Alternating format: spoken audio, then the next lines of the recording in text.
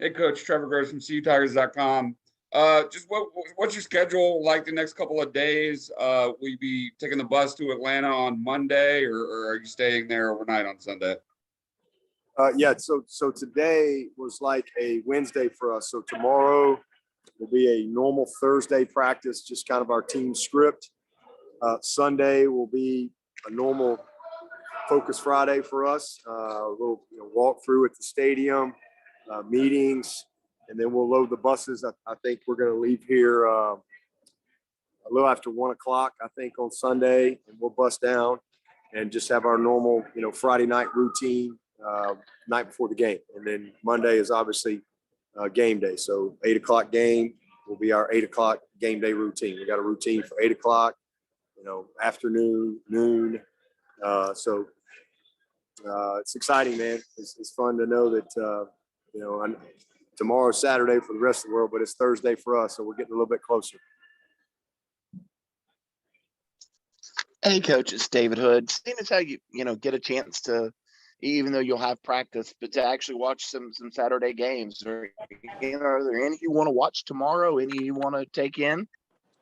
Yeah, well, I mean, this is not a typical week for us in that we've had, a month to get ready to play a game. So normally our Thursdays are which tomorrow's a Thursday for us. Normally they're full days and kind of polishing everything up, and the guys are in class all day. We don't get them to the afternoon. So that's not the case tomorrow. So we'll practice in the morning. We'll finish up probably around 1 o'clock, 12:31. And then, so yeah, absolutely. We're ready to go. Game plans are laminated and ready to go. And we'll definitely watch some football and enjoy that. Watched some last night. I saw some great football last night. A lot of good stuff that you can learn from watching other people. I know our guys are I think, we all love football, so we're no different than anybody else out there. You love when the games get going, and it's exciting. So definitely we'll watch a bunch of ball. Looking forward to seeing some friends play. We'll see Coach Elliott, Coach V, Coach Scott, and get a chance to see all them get going as well. And just obviously some of the opponents that we'll play this year. Opportunity to watch them too. So be a fun day. Hey, Coach. Anna, if you're trying, we were having trouble hearing you. Can you retry? Sorry, can you hear me now? Yes. Okay, great. I know you said one of the areas of improvement for Antonio Williams is getting stronger. Is that related at all to his blocking, or what have you seen from him in that department? Oh, he knows how to use what he's got. I mean, he's a tough kid, man. Played at a great high school, incredibly well coached.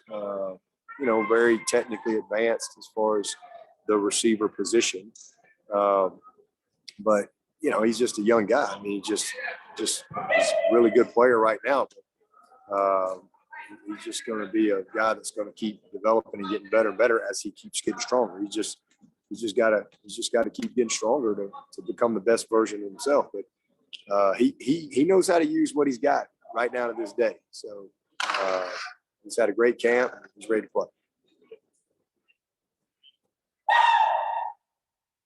Hey, Coach, it's Trevor again. You told us yesterday that Trey Williams is ready to go. Just curious, how much did he practice in the last week or so? And do you expect him to be kind of like in the regular rotation right out of the gate? As I said, he's ready to go. He's ready to play. He's practiced a bunch last couple weeks.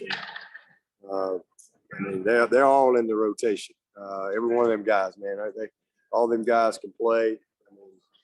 Every single one of them. We got about 7 DTs that I think can play at a high level for us.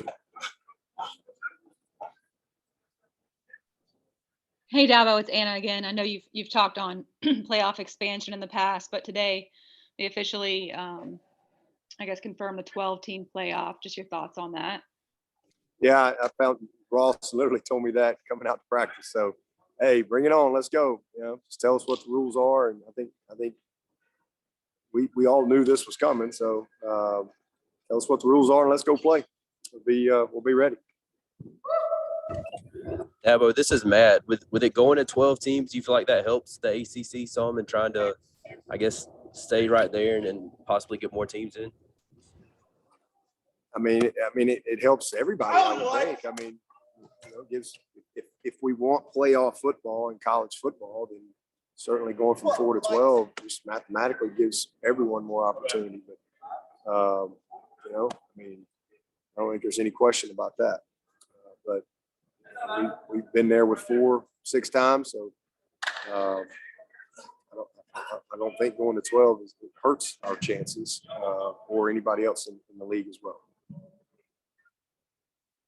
Dabo, what do you think would, how this will affect the regular season? Do you think going to a 12-team playoff will hurt the regular season anyway? Oh, there's no question about that. I think it's what the NFL is. I mean, I think just like when you went to 4 and you weren't in the 4, and all of a sudden, certain games don't matter anymore. And I think it's the same thing. I mean, it's just common sense. If you're in the playoffs and maybe you got one more game and it's the end of the year, just like the NFL, they don't play a lot of those guys because you got the playoffs next week. It's all about the playoffs. So you're just trying to find a way to do well enough to get in the tournament, and then you try to go win the tournament. I mean, it's just a different mindset. It's very different, as to where we are, with college football today, and certainly when we just had 2 teams, and even when it was just voted on, every game was, live or die. And I think that it'll definitely change a lot of that. But listen, that's,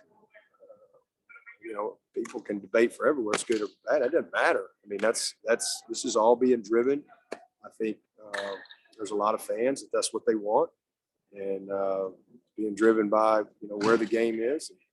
So, man, you again, tell us the rules and let's go play. So it's definitely going to impact the season. And then, I think there's probably still some things to iron out when you start, how long does it go, those type of things. But, I'm sure it's exciting for all the fans. And my job is to do everything I can to get our team ready for postseason. And so it's not that the regular season obviously matters because it determines postseason, but I do think there will be some teams that will punch their ticket early, and it'll change how they approach maybe the latter part of the season, just like you did, no different than NFL.